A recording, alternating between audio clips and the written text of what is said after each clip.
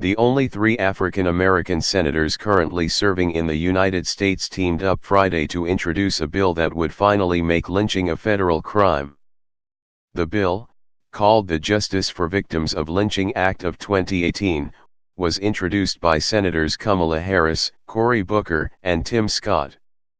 Lynching is a dark, despicable part of our history, and we must acknowledge that, lest we repeat it, Harris said in a statement. From 1882 to 1986 there have been 200 attempts that have failed to get Congress to pass federal anti-lynching legislation.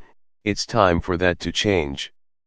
After all these previous attempts, which date back to 1918, Senate Majority Leader Mitch McConnell has said that he would be on board with the federal criminalization of lynching.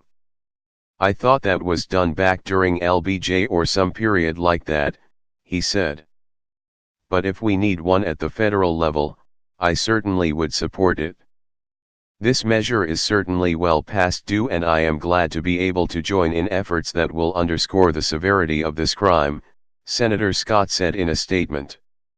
"This piece of legislation sends a message that together, as a nation, we condemn the actions of those that try to divide us with violence and hate."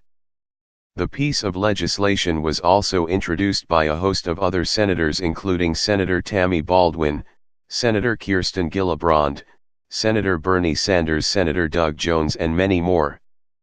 According to data provided by Harris's office from the Equal Justice Initiative, there were more than 4,000 lynchings of African men, women, and children in the late 19th and 20th centuries. Similar legislation was introduced last week in the House of Representatives by Representative Bobby Rush.